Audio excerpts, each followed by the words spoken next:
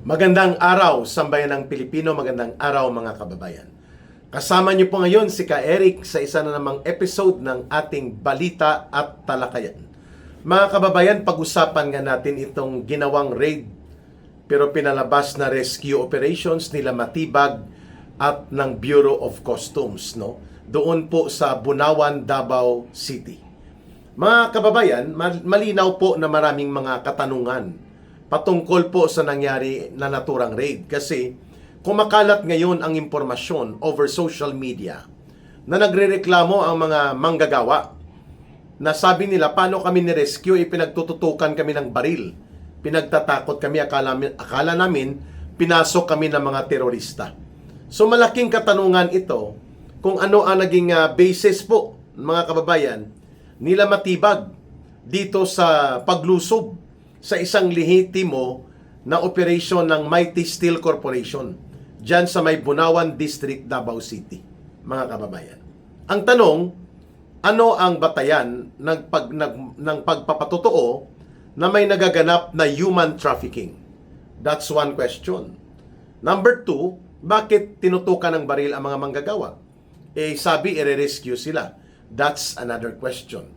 At number three, inireklamo po ng manager ng planta at pati ng mga manggagawa, nakita nila kung paano po kinuha ang mga pera sa loob ng vault.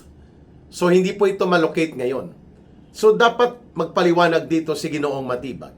Kung totoo na ito ay rescue operation laban sa mga di umano biktima o para sa mga biniktima ng human trafficking at illegal recruitment or whatever reason at illegal ang operations na ito, o bakit ngayon ay nagrareklamo ang manager ng planta at pati po ang mga manggagawa? And sabi nila, hindi totoo na sila ay illegally recruited o tinraffic.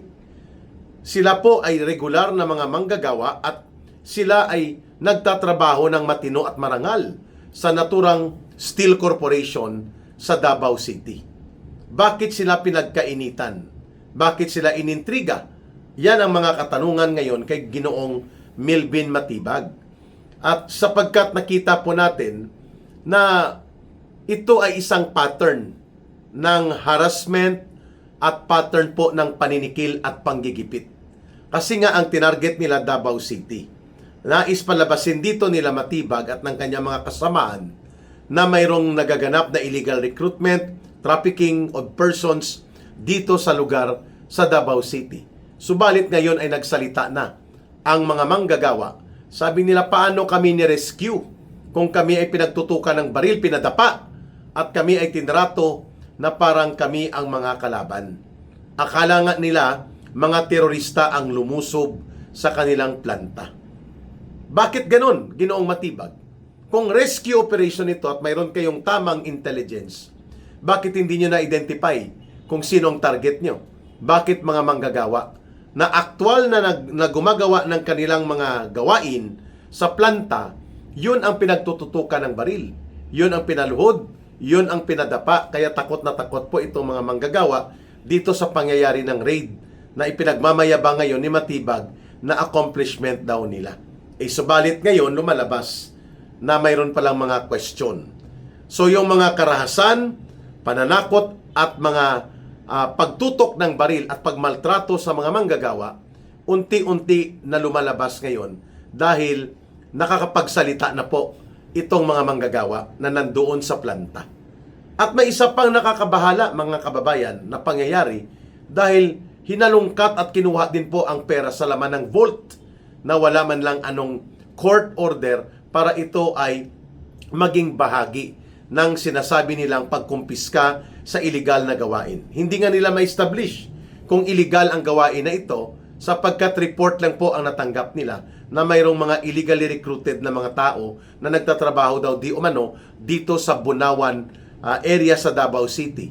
O subalit na ipakita po ang mga papeles, hindi naman pala mga illegally recruited o na ipailalim sa trafficking in person na biktima ng mga manggagawa. Sila po ay manggagawa sa planta ng Mighty Steel Corporation.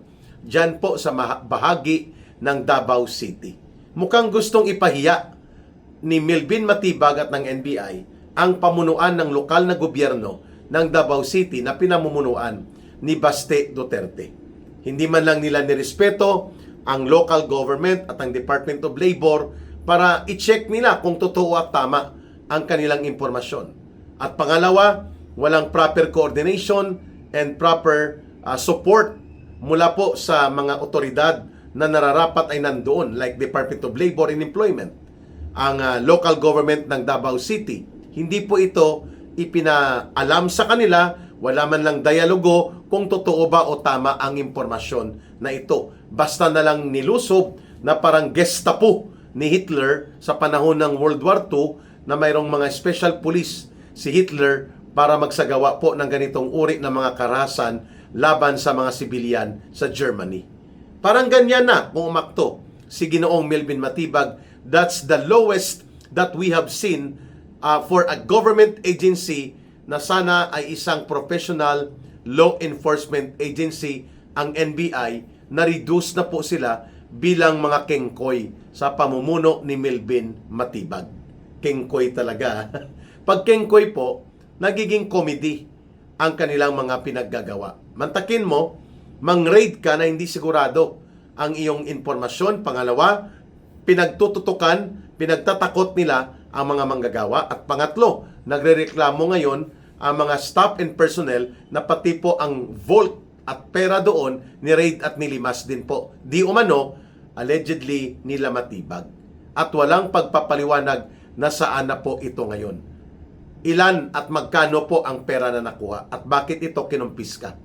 Maraming question talaga na lumalabas kapag si Matibag na ang gumagawa ng naturang operasyon.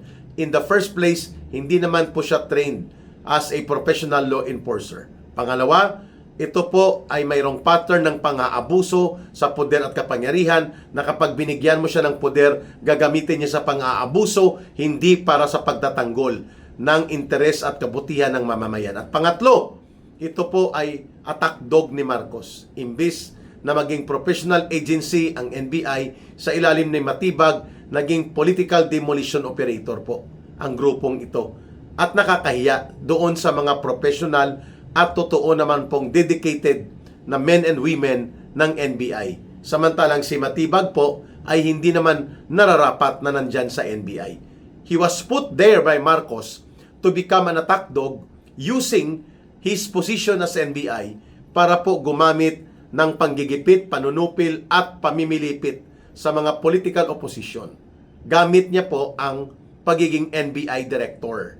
Ganyan din po, exactly, ang ginawa ni Marcos nang inilagay niya si Boying Rimulya diyan naman po sa ombudsman. Nagagamit nila ang poder upang maging personal na attack dog sila ni Marcos upang ilunsad ang political demolition operations na naglalayong lumpuin at paralisahin ang anumang political opposition groups o sino mang mga political opposition personalities. Ganyan na ganyan ngayon ang ginagawa ni Matibag. So he has a lot of things to explain. Bakit nyo pinagtututukan ng baril ang mga manggagawa sa Mighty Steel Corporation sa Bunawan District sa Davao City, Ginoong Matibag, kung totoo na tama ang inyong impormasyon na ire-rescue nyo sila mula sa krimen ng di umano ay human trafficking na bumibiktima sa kanila. Mukhang kayo ang nangbiktima at nangharas sa kanila. At hanggang ngayon, hindi pa po makaget over itong mga manggagawa na pinagtututukan ng baril sa ulo. At pinadapa pa at natatakot sila na sila'y pagbabarilin dahil hindi nila alam na NBI yung pumasok at wala din silang alam na mayroon silang illegal na ginagawa sa kanilang matuwid na pagiging manggagawa ng naturang kumpanya. At ang staff and management na nandoon ay pinaghaharas din di umano nila Matibag. Pati po itong pera na nawala sa vault na nilimas di umano allegedly ng team ni Melvin Matibag ay hindi rin po na ipapaliwanag. Siguro kailangan na talagang maimbestigahan at masampahan ng kaso ito si Melvin Matibag. Kaso saan ka pupunta? Ang direct supervisory authority sa kanya, Department of Justice. At ang Department of Justice ay bahagi po ng instrumento ni Marcos para magkaroon ng lawfare o weaponization of law upang gamitin ang Department of Justice sa panggigipit at panunupil ng mga political opposition groups and political opposition figures. Kung yan po ang agency of government na dapat ay nagsisecure ng otoridad over kay Matibag, kasabwat din dito sa maruming laro ng politika, what kind of justice and what kind of disciplinary action do we expect na gagawin nila laban kay Matibag kung ganyan pala ang uri ng supervisory agency ni Matibag? Mukhang utos din po talaga ito kay Matibag na lahat ng mga konektado sa mga Duterte at konektado po sa oposisyon ay lansagin at buwagin. Gamitin mo ang poder mo sa NBI at bahala na kami sa DOJ na ikaw ay i-cover up. Mukhang ganyan nga ang ariglo, mga kababayan, dito kay Matibag. Ang pinakamalala dito, wala ka ring matatakbuhan para sampahan siya ng kaso. Kasi sa ombudsman din dapat ang pagsasampa ng kasong at mga reklamo sa kanya. Barkada sila ni Boying Rimulya. They play the same role as attack bulldog ni Marcos upang kagatin at lampain o lapain at gawing lampa at paralisado ang mga oposisyon. So, hindi mo rin siya expected na didisiplinahin siya ni Boying Rimulya, isususpend at ipailalim sa masusing investigasyon at masasampahan ng kaso dahil magkatuhog at magkabalahibo si Matibag at si Boying Rimulya. Wow! Talaga namang nabalasubas na at tinarantado ng lubusan ang mga institutions that should be the forerunner for a democratic exercise ng pagpoprotekta sa mga taong bayan. Wala na po. Nagamit na sila at nagpapagamit na ng todo-todo para po sa maruruming laro ng politika ni Ginoong Marcos.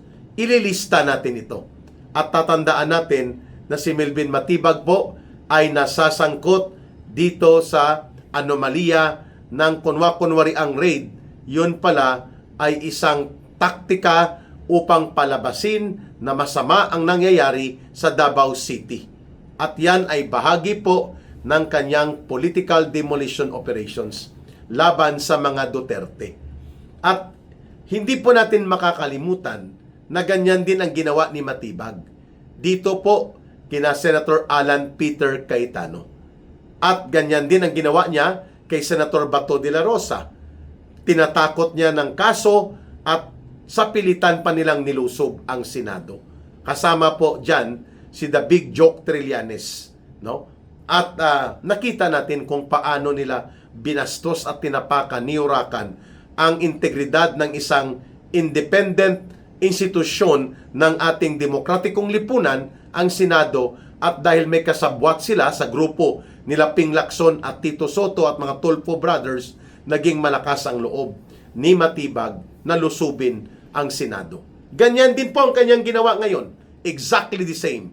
Diyan po sa questionable at maanomalya na kunwa-kunwari ang pag-raid diyan sa may Bunawan District, Davao City, sa isang pagawaan na nagpoproseso ng mga bakal itong Mighty Steel Corporation. Mabuti na lang po mga kababayan at nagsalita din po itong mga manggagawa. Hindi po sila illegal na nirecruit at magtrabaho sa naturang kumpanya. Wala po silang ginagawang illegal doon at sila na mismo nagpapatotoo na nagulat sila dahil ang pagtrato ni Matibag sa kanila nang nilusob sila ay parang mga kriminal. At sila pa ang natakot at nagkaroon ng matinding pangamba dahil po sa pagtrato na iyon na ginawa ng NBI. So mga kababayan, kailangan po natin itong tandaan kung papaano po ginagamit at inaabuso ni Matibag ang poder at kapangyarihan niya bilang NBI Director. At ito pa, ngayon nananawagan ang mga naturang mga manggagawa na tulungan sila kasama ang ilang representante ng kanilang management na makapagsasampa sila ng kasong kriminal laban kay Matibag at sa mga taga-NBI.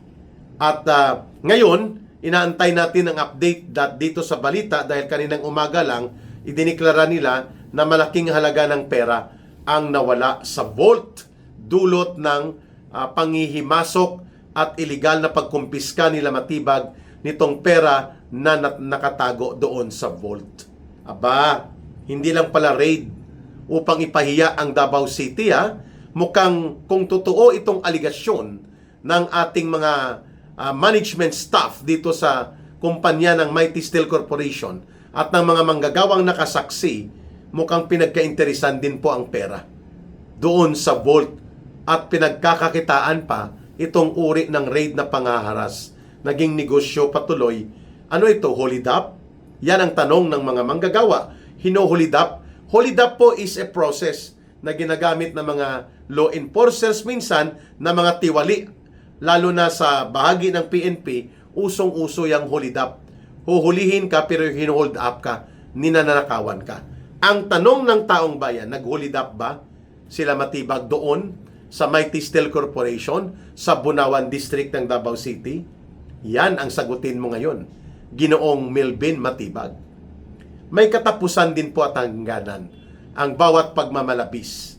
May katapusan at kabayaran din po, may karmayan ang bawat kasamaan na iyong ipinapakalat at isinasabog sa laban sa taong bayan.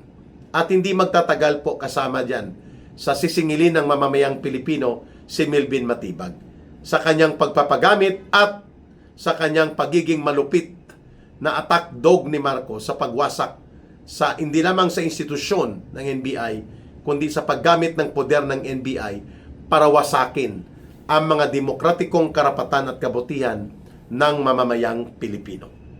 Darating po ang paniningil para kay Matibag kapareho sa pagpaparusa na darating din po para kay Marcos Jr. at kina Martin Romualdez at sa lahat ng mga alipores nila including kay Boying Rimulya. Manindigan lang tayo sa tama, magsiwalat tayo ng katotohanan, huwag tayong magpapatinag kina Matibag dahil temporaryo lang ang poder nila. Soon, they will become paper tigers. Pag sinabing paper tigers, tigring papel na lang sila. Lalo na kapag patapos na at paubos na ang oras ni Marcos sa pagiging presidente niya. Ang kapangyarihang inaabuso nila ay babawiin na rin sa kanila ng mga mamamayang Pilipino. Mga kababayan, maraming salamat sa pagtitiwala at pagsubaybay ninyo sa mga programa ni Ka Eric dito sa Balita at Talakayan. Saludo at utang na loob ko po yan sa inyo. Ang patuloy ninyong pagtitiwala, pagtangkilik at pagmamahal sa ating advokasya. Maraming salamat. Mahalin po natin ang bansang Pilipinas. Walang ibang magmamahal nito, kundi tayo ring mga Pilipino. Para sa Diyos at sa Pilipinas nating mahal, may God bless and protect everyone na nandito at nakakasama ni Ka Eric sa talakayan na ito. And to our Muslim brothers and sisters, Allah be with you also. Muli, ito si Ka Eric. Bye for now. Mabuhay ang sambayanang Pilipino.